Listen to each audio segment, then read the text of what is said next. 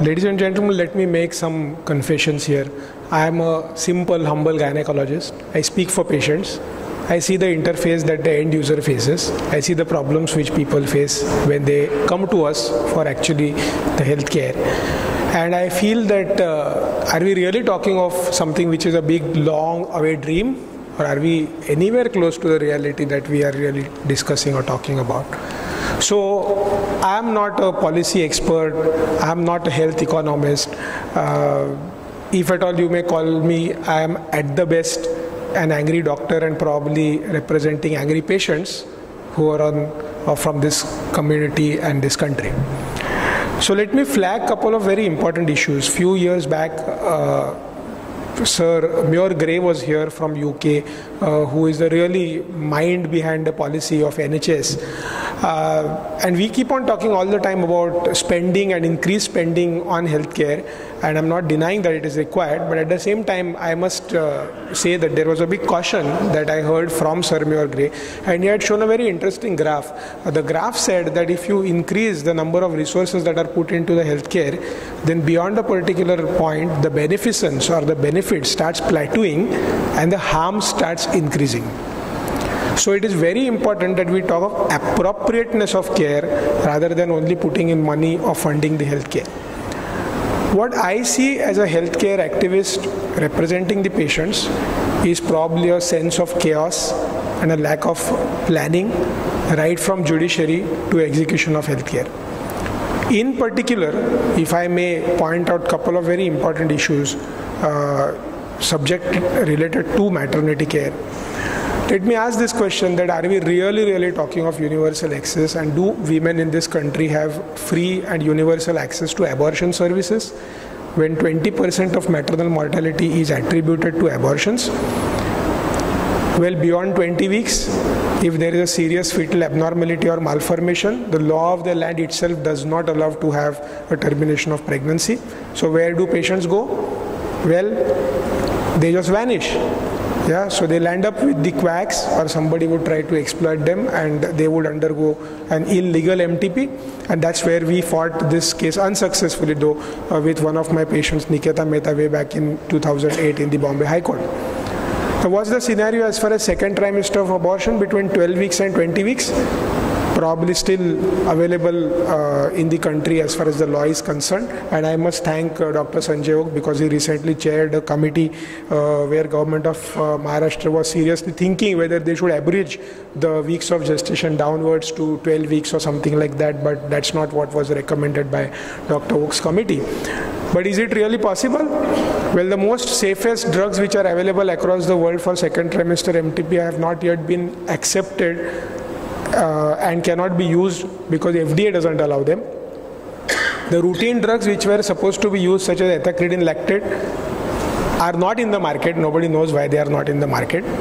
So in short, the service is available on the paper, but in execution the service is not available.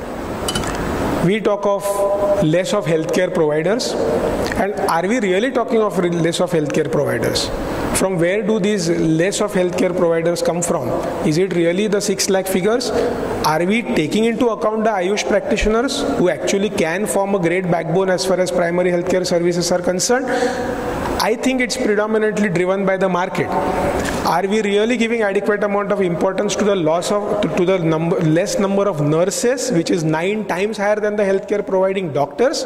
Probably nobody wants to open up nursing colleges. Everybody wants to open up medical colleges, or they want to come up with BRMS, which is a backdoor entry for new doctors being created, but nobody wants to think of integrating the Ayush practitioners who can really form a backbone. Take the example of emergency medical care. Well, all over the world, when the medical care primarily, emergency medical care primarily has been the forte of paramedics, is there any kind of a policy or law that has formed on paramedics? Any paramedic councils anywhere? Central government is doing anything? Well, we do find a couple of stray news items about paramedic councils. Interestingly, Maharashtra State wants to open a paramedic council with something else altogether different, and that's what is the council they want to form, but we really don't find that kind of a sense of urgency as far as paramedics are concerned. So are we really talking of real universal health care? Let's come to insurance, because now everybody wants to talk of insurance and everybody feels that insurance is something which is really going to make a difference. I don't necessarily deny that insurance would definitely do so, and it would really definitely do so if you are talking of below poverty line kind of thing. So Rajiv Gandhi Arogya Shri Yojana, etc., which has been really successfully implemented in Andhra Pradesh and couple of other states. But what about those who are actually paying their premium? And are we actually restricting their access to their healthcare providers by actually putting them inside into this insurance bracket? Probably yes, because that's what are the grievances which come from most of the patients. One of the very famous cases which of late has been really catching up attention in the Bombay High Court is one where one of the activists, Mr. Gaurang Damani, who has filed this kind of a case. And he talks of something very, very basic. He says that, well, I have had a contract with the insurance company. My contract is for sum assured of 1 lakh of rupees. And when you're talking of cataract surgery, how are you restricting to 20,000 or how are you restricting to 25,000? And if that is what your health economists or health economy allows to do so, then why did you not tell me this when I signed this contract with you? You ought to have told me that, well, there is nothing called as sum assured of 1 lakh. It's only 20,000 for cataract, or maybe 40,000 for hysterectomy, or maybe 60,000 for heart surgery. And there's nothing which is 1 lakh in the picture anywhere. So that term 1 lakh is elusive kind of a term. So he starts right from the basis of that kind of a contract. Take the cost effectiveness. Now, we try to find out as to on what basis this cost effectiveness or the real cost or the price of a service is being found out. So there was an RTI which was filed with all the predominant 4 national insurance companies, government-based PSUs. And the universal answer that we got for the RTI was, well, the costs are reasonable and customary. I don't find that there is any such kind of a study which has been done on economics of the cost or on economics of the pricing of a given particular service. So what, ladies and gentlemen, I would really like to say is, although I don't want to answer, I want to raise questions, and that's what actually I've done.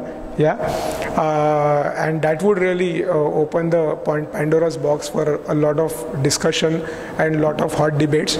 But I must say that at least the Planning Commission has taken a very great step forward. The expert group that was there to some extent has tried to at least flag the issues up. I do not know whether they are really going to materialize or no. But if people at least start debating and at least start discussing and probably arguing, the solutions will come down the line.